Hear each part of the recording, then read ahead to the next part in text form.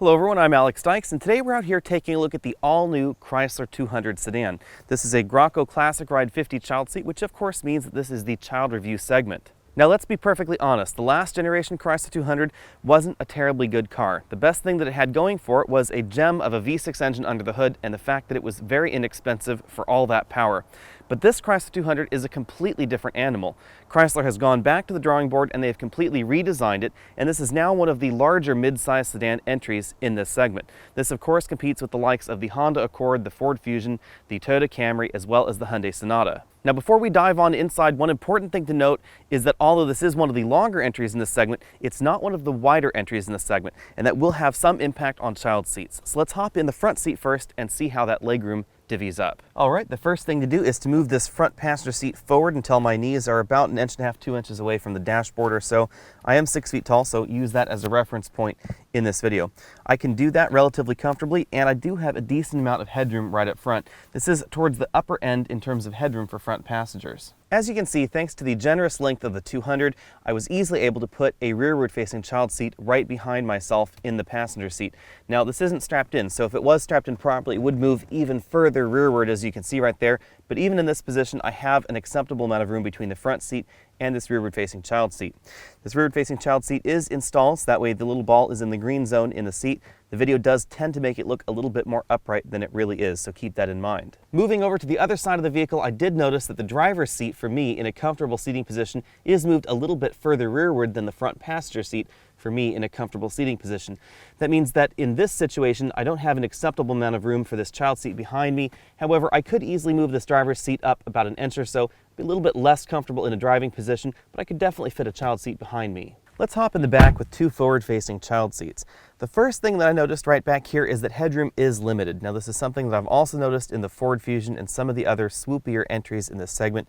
This low profile in the back definitely makes the car look very good from the rear three-quarter shot, but doesn't do a whole lot for rear passenger room because I do have to crane my head to one side in order to fit upright in this rear seat. I could slouch, but that's not going to be terribly comfortable.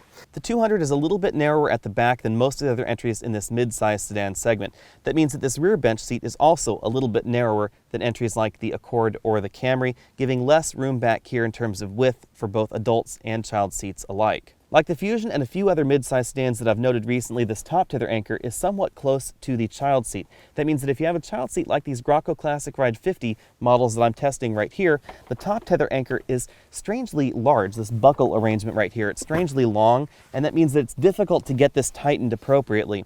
You should have no more than 1/2 inch of play in a child seat if it's properly installed in the vehicle, and as you can see from this angle, that's just not possible without really ratcheting this down very closely to the child seat. It's going to be a bigger pain in this vehicle than in some of the other ones out there. I wouldn't necessarily call that a problem with the Chrysler 200. It's more of a problem with this Graco Classic Ride 50 because it does have this very large buckle. It's about 5 inches long or so between the attachment point and the point where you can actually tug on it to tighten it. Because of the relative width of the 200, you won't find nearly as much room across the back for this 3-across child seat test that I'm taking a look at right here. It's most notable in the hip room measurements of the Chrysler 200, and that affects right down here towards the bottom of the child seat, in this area right down here. That means that in a side impact accident, it's going to be a little bit less safe than some of the other entries in this segment because there's not quite as much room between the child seat and between the door. There is, however, enough room right up here towards the top in the shoulder room area for the side curtain airbags to deploy properly between the doors and the child seats.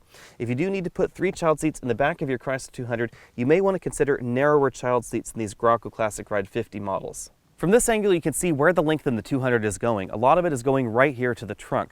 This actually has one of the largest trunks available in this category at 16 cubic feet. This is about a full cubic foot larger than something like a Camry or an Accord. Right here I have a 24-inch roller bag and I have a 26-inch roller bag. They fit right back here very easily, but unlike something along the lines of a Nissan Altima, you cannot insert them in this fashion and then close the trunk lid. It's very close, but it just won't close. Now that means that when it comes to inserting large roller bags like this, I was able to fit a few more inside the trunk of the Nissan Altima. However, when it comes to most other cargo items, it will be easier in the 200. Under the cargo load floor, we do find a compact spare tire instead of a can of Fix-A-Flat like you're finding in a few other vehicles. Let's see how well those child seats fit now. As you can see, I was very easily able to fit 3 child seats in the back of the 200 thanks to the overall dimensions of the trunk. It is relatively high, meaning you can fit the child seats in this fashion right here in the trunk. That leaves you a lot more room for roller bags in addition to these child seats. So I suspect that I can easily put both the 24 and the 26-inch roller bag right back into the cargo area. Right like that, and still close the trunk lid. One thing to note is the trunk lid doesn't have an assist handle on the inside or on the outside to help you close the lid, so you are left to paw at the paint. Right there, it is hitting a child seat just barely, but the trunk lid does close. Now, in addition to these bags, there is still plenty of room right in here for some additional hand luggage and other soft things right on either side.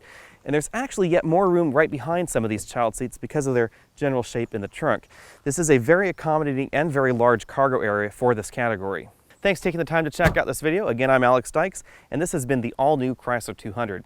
If you want to know more about the 200, you'll find the full review on this vehicle on my channel as well. You can also email your questions to alex@alexonautos.com. You can find me over at facebook.com/alexonautos, at Twitter as alexonautos, and I'll see you next week.